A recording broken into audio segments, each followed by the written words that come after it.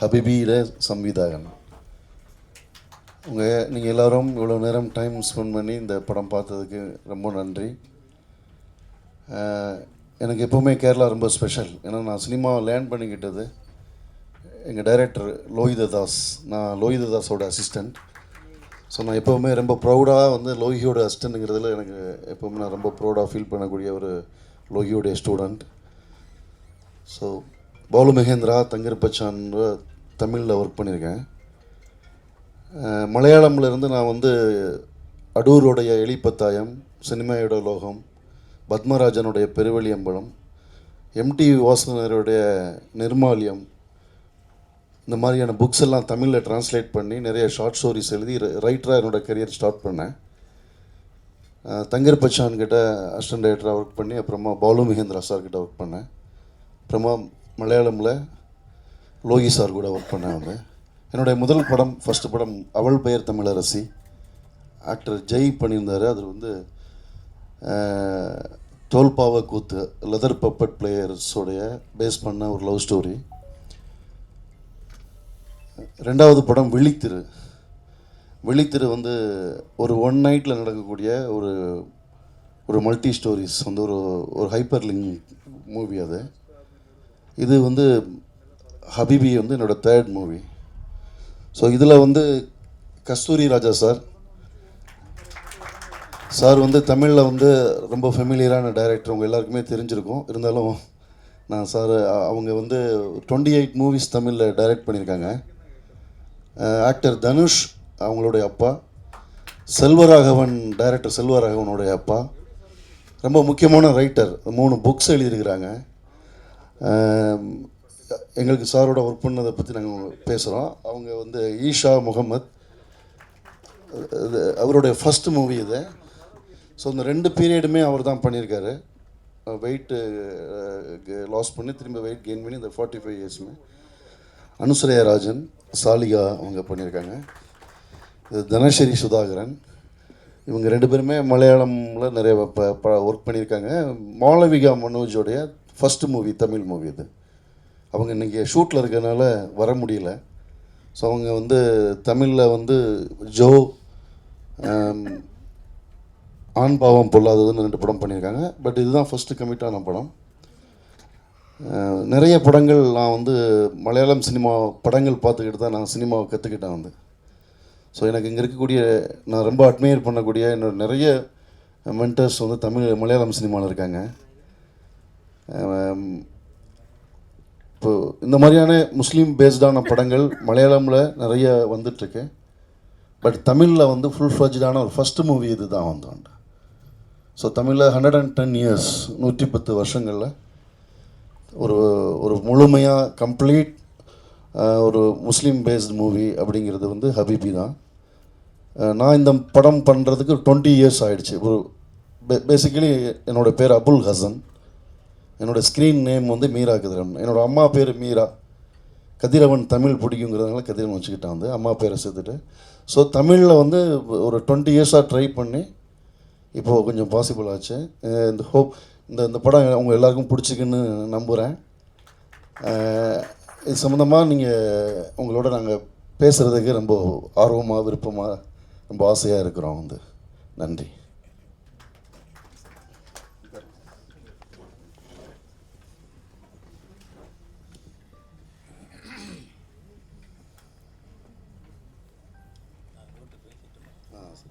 Sir பேசுவாங்க இப்போ, கஸ்தூரி sir.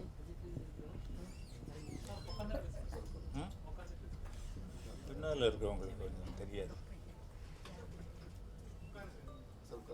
Okay. அஸ்ஸலாமு அலைக்கும்.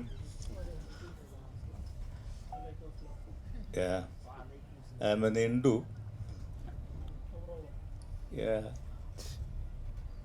இந்த படத்தில் அவர் சார் நிறைய என்னுடைய இன்ட்ரோடக்ஷன் அப்புறம் அவரே சொல்லிட்டார். ஆக்டர் தனுஷோட ஃபாதர், டைரக்டர் செல்வராகவனுடைய ஃபாதர். இன்றைக்கி நான் நல்ல வசதியாக இருக்கிறேன். என் பிள்ளைகள் என்னை ரொம்ப நல்லா வச்சுருக்காங்க. ஆனால் பேசுகிற தமிழ் புரியுது இல்லைங்களா? Okay, very good very good. ஏன்னா மலையாளிகளும் தமிழரும் பிரதர் லாங்குவேஜ் தானே. நல்லா வச்சுருக்காங்க. அப்போது அவர் வந்து அவருக்கு என்ன தோணுச்சுன்னு தெரில, நீங்கள் இதில் ஒரு கேரக்டர் இருக்குது, நீங்கள் பண்ணுங்கன்னு சொன்னார். எனக்கு ஆக்ட் பண்ணுறதுல அவ்வளவு இன்ட்ரெஸ்ட் இல்லை இன்றைக்கி ஆக்ட் பண்ணுறத தவிர வேறு எதுலேயும் இன்ட்ரெஸ்ட் இல்லை. அன்றைக்கி அந்த இன்ட்ரெஸ்ட் இல்லாமல் இருந்தது. அதை நான் அவர்கிட்ட சொன்னேன், இல்லை சார் நீங்கள் இந்த ஸ்கிரிப்டை படித்து பாருங்கள் அப்படின்ட்டு. அதை ஒரு ஸ்கிரிப்ட் கொடுத்தாரு. நான் முதல்ல அந்த பவுண்டட் ஸ்கிரிப்டை அன்றைக்கி தான் பார்க்குறேன் லைஃப்பில். நான் 28-30 படம் பண்ணிட்டேன் இவ்வளோக்கும். அது ரொம்ப எனக்கு டைம் எடுத்துக்கிச்சு அந்த ஸ்கிரிப்டு. அவர் கேட்டுக்கிட்டே இருந்தார், பண்ணலாம் சார், நீங்கள் வாங்க அப்படின்ட்டு. இல்லை, இந்த கேரக்டர் கொஞ்சம் போல்டாக இருக்குது, இது எப்படி என்னால் பண்ண முடியுமா இவ்வளோ வெயிட்டு அப்படிங்கிற எனக்கு ஒரு பயம் இருந்துக்கிட்டே இருந்தது. எனக்கு நெட் ரிசல்ட்டை தான் அது நம்ம பண்ண வேண்டாம், நம்மளால் முடியாது அப்படின்ட்டு.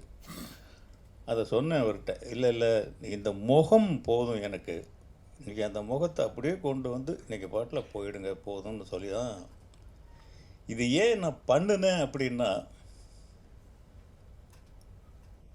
ஒரு இஸ்லாமிய கலாச்சாரம்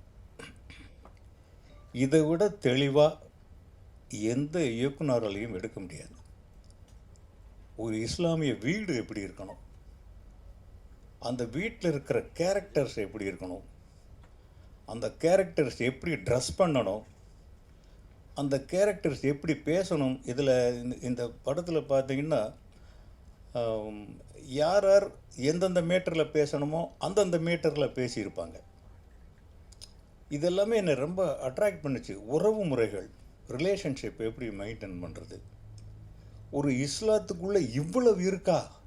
கொஞ்சம் கொஞ்சமாக நானே ஒரு முஸ்லீம் மாதிரி ஆகிட்டேன். இதில் நான் ரியலாகவே நான் ஆக்ட் பண்ணவே கிடையாது இந்த படத்தில். எவ்வளவு விஷயங்கள் இருக்குது, எவ்வளவு இவர் எப்படி தேடினார், இதெல்லாம் எப்படி எடுத்து கோர்த்தாருங்கிற ரொம்ப பெரிய ஒரு ஸ்ட்ரகிளிங் எனக்குள்ளே இருந்து, இந்த முஸ்லீம், அவர் ஒரு முஸ்லீம்னு எனக்கு தெரியும், இருந்தால் கூட என்ன தான் இருக்குன்னு நம்ம பார்ப்போமே அப்படின்னு அந்த முஸ்லீம் கலாச்சாரத்துக்குள்ளே அந்த படத்துக்குள்ளே நான் வந்தேன்.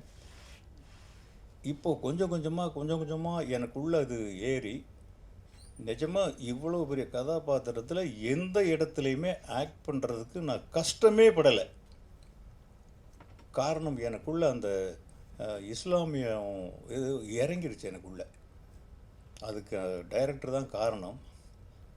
இப்படி ஒரு படத்தை கொடுக்கறதுக்கு, இன்னும் சொல்லப்போனால் இந்தியன் சினிமா ஹிஸ்ட்ரியிலே இப்படி ஒரு படம் வந்திருக்குமா அப்படிங்கிறது எனக்கு ஒரு டவுட். இது ஒரு படம் இல்லை, இது ஒரு லைஃப், வாழ்க்கை, வாழ்வியல், குடும்பத்தில் இருக்கிற கதாபாத்திரங்கள் தான் பேசுது. ஒன்றுமே, அதாவது ஒவ்வொரு தடவையும் இந்த படம் பார்க்கும்போதெல்லாம் நான் நினைப்பேன், நான் இந்த மீட்டிங்கில் இதை பற்றி பேசுவோம், அது கடந்து போயிடும், இல்லை இதை பற்றி பேசுவோம், அது போயிடும். இப்படி போனாக்க டோட்டலாக எல்லாம் மறந்து போகுது. படத்தை பற்றி பூரா சொல்லிக்கிட்டே இருக்கணும்.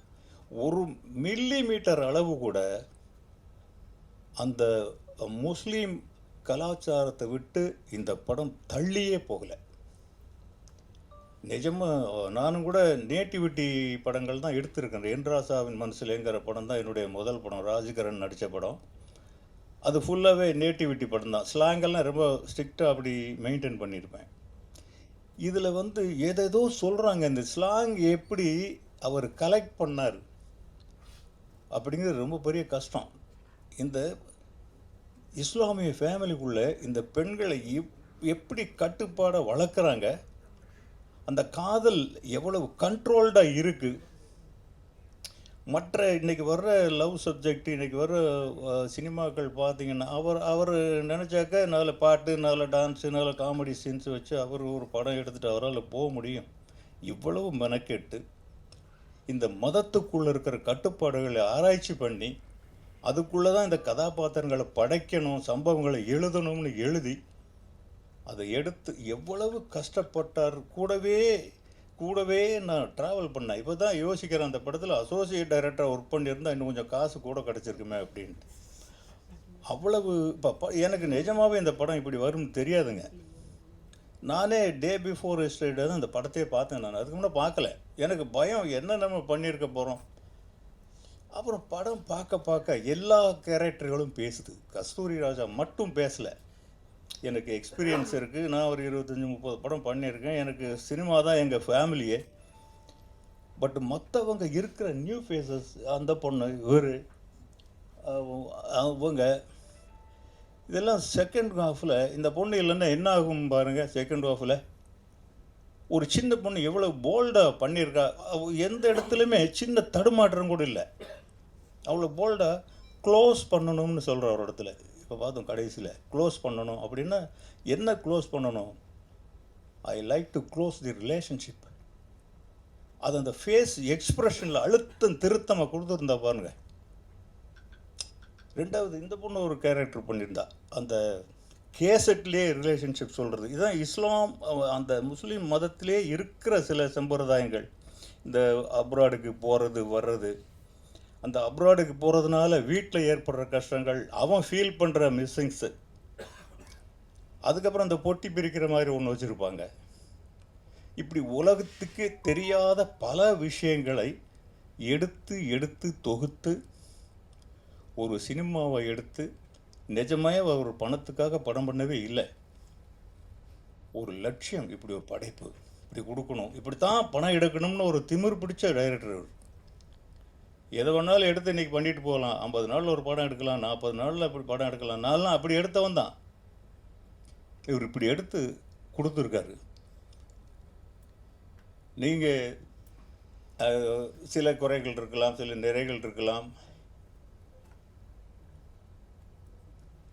இந்த படத்தை பற்றி நீங்கள் சொல்கிறதுல தான் அவருடைய லைஃப் இருக்குது, எங்களுடைய லைஃப் இருக்குது, இவங்க எல்லாருக்கும் லைஃப் இருக்குது. நன்றி. மறந்துட்டேன், சாரி. ஃபர்ஸ்ட் ஆஃப் ஆல் உங்கள் எல்லாருக்கிட்டேயுமே சாரி கேட்டுக்கிறோம். ஏன்னா அந்த எப்படி வந்து சப்டைட்டில் இதில் கேரி ஆகாமல் இருந்துச்சுன்னு தெரில. கொஞ்சம் அது ரியலி ரொம்ப ஃபீலாக பேட் பண்ணுறேன். ஏன்னா இந்த படத்துடைய ஸ்லாங்கு, இந்த படத்தில் வரக்கூடிய சின்ன சின்ன விஷயங்கள் எல்லாமே சப்டைட்டில் இருந்தால் அவங்களுக்கு இன்னும் கொஞ்சம் சப்போர்ட்டாக இருந்திருக்கும். Extremely sorry. வந்து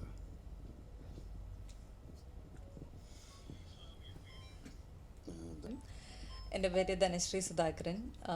ഞാൻ എൻ്റെ കരിയർ സ്റ്റാർട്ട് ചെയ്ത് തന്നെ ഇവിടെ കമേഴ്ഷ്യൽ ആർട്സ് ചെയ്തിട്ട് തന്നെയാണ്. இல்லை சார், நான் தமிழ் தான் பேசினேன். இங்கே தமிழில் பேசினா அவங்க கோச்சிப்பேன்.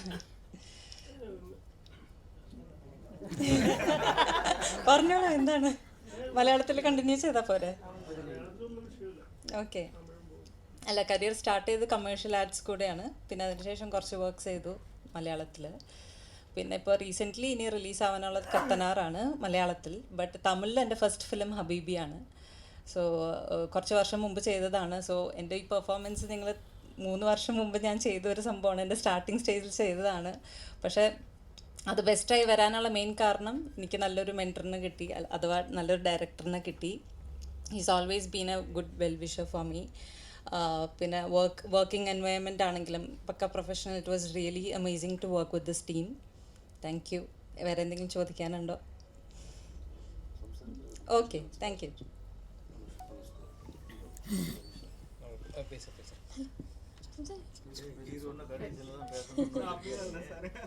ഹായ്, എല്ലാവർക്കും പടം ഇഷ്ടപ്പെട്ടു എന്ന് വിചാരിക്കുന്നു.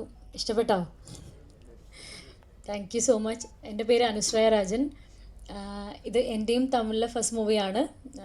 அஸ்விஷ் இவங்க எல்லாம் சொன்ன மாதிரி 3 இயர்ஸ் பிஃபோர் நம்ம பண்ணது. நானும் அவங்களுக்கு புரிய மாதிரி தமிழ்லேயே கொஞ்சம் பேசுகிறேங்க. ആൻഡ് മലയാളത്തിൽ ഇപ്പോൾ മധുവിധു എന്ന് പറഞ്ഞൊരു പടം ചെയ്തു. അതിൽ സെക്കൻഡ് ഹീറോയിനായിട്ടായിരുന്നു ചെയ്തത്. അടുത്തത് ഉർവശി മാമിൻ്റെ കൂടെ ഒരു പടം വരാനുണ്ട്, റൂം നമ്പർ 9. ഇതൊക്കെയാണ് ഇപ്പോഴത്തെ പ്രൊജക്ട്സ്. പിന്നെ ഈ പടം തമിഴിൽ നന്നായിട്ട് എല്ലാവർക്കും ഇഷ്ടപ്പെട്ട് ഭയങ്കര അപ്രിസിയേഷനൊക്കെ കിട്ടുന്നുണ്ട്. മലയാളത്തിലും അതേപോലെ നമ്മുടെ ഒരു ചെറിയ പടമാണ്, പക്ഷെ ഭയങ്കര എന്നാ പറയുക, ഭയങ്കര റിയലിസ്റ്റിക്കാണ്, റോവാ, ഓരോരുത്തരുടെ ജീവിതം കണക്ട് ചെയ്യാൻ പറ്റുന്ന അങ്ങനത്തെ കുറേ ക്യാരക്ടേഴ്സിനെ വെച്ച് ഒരു ഫാമിലിയിൽ നമ്മൾ പോയി അവരുടെ കൂടെ ട്രാവൽ ചെയ്യുന്ന പോലത്തെ ഒരു സ്ക്രിപ്റ്റും ഒരു മേക്കിങ്ങും അങ്ങനെയൊക്കെയാണ്. 5 ഇയേഴ്സായി മീര സാർ ഇതിൻ്റെ പുറകെ ഭയങ്കരമായിട്ട് അങ്ങനെ പോകുന്നു. 3 ഇയേഴ്സായി നമ്മൾ ഈ പടം കാണാൻ വേണ്ടി വെയിറ്റ് ചെയ്യുന്നു. നിങ്ങൾക്കെല്ലാവർക്കും ഇഷ്ടപ്പെട്ടു എന്ന് വിചാരിക്കുന്നു. എല്ലാവരോടും പറയുക, നമ്മളെ സപ്പോർട്ട് ചെയ്യുക. Thank you so much. மலையா நமஸ்காரம். என் பேர் ஈசா. என்னோடய ஃபஸ்ட்டு படம் இது. ரொம்ப சந்தோஷமாக இருக்குது. நான் பார்த்துட்டே இருந்தேன் நீங்கள் உங்கள் ரியாக்ஷன் எல்லாமே. நான் திரும்பி அந்த கடைசியில் வர அந்த சீன்ஸ் எல்லாமே ரொம்ப நீங்கள் நல்லா ரியாக்ட் பண்ணது எனக்கு ரொம்ப சந்தோஷமாக இருக்குது. இப்படி ஒரு படத்தில் வந்து ஒரு கமிட் ஆனதுக்கு நான் ரொம்ப சந்தோஷப்படுறேன். என்னோட இப்படி ஒரு ஒரு ஒரு சோல்ஃபுல்லான ஒரு ஹார்ட் அண்ட் சோலோட எல்லார் ஹார்ட்டையும் டச் பண்ணுற அளவுக்கு ஒரு இவ்வளோ ஃபீலிங்கான ஒரு படத்துக்குள்ள எனக்கு சான்ஸ் கொடுத்து என்னை நம்பி ஒரு ஒரு 2 டிரான்சிஷனோட இவன் பண்ணிடுவான்னு நம்பின என்னோட டைரக்டர் சார், ரெஸ்பெக்ட்ஃபுல் மீரா கதிரவன் சாருக்கு நான் வந்து ரொம்ப தேங்க்ஃபுல்லாக இருக்கேன் இந்த இடத்துல. ஒரு நியூ ஹீரோன்னு கூட பார்க்காம வந்து என் கூட வந்து ரொம்ப கேஷுவலாக என்னோட அப்பா கஸ்திராஜா அப்பா வந்து என் கூட ஸ்க்ரீன் ஷேர் பண்ணது வந்து ரொம்ப ரொம்ப சந்தோஷமாக இருக்குது. ஒரு என் டீம் அனுஸ்ரீ, தனுஸ்ரீ எல்லாருக்கும் நான் தேங்க்ஸ் சொல்லிக்கிறேன். மாளவிகா வரல இன்னைக்கு, நான் வந்தால் இன்னும் சந்தோஷமாக இருந்திருக்கோம். ஷேர் பண்ணுங்கள், நீங்கள் தான் ஷேர் பண்ணணும். படத்தை பற்றி நல்ல விதமாக கொஞ்சம் சொல்லிவிட்டு எங்கள் வாழ்க்கையில் கொஞ்சம் விளக்கேற்றி வைங்க. சந்தோஷமாக இருக்குது. Thank you very much.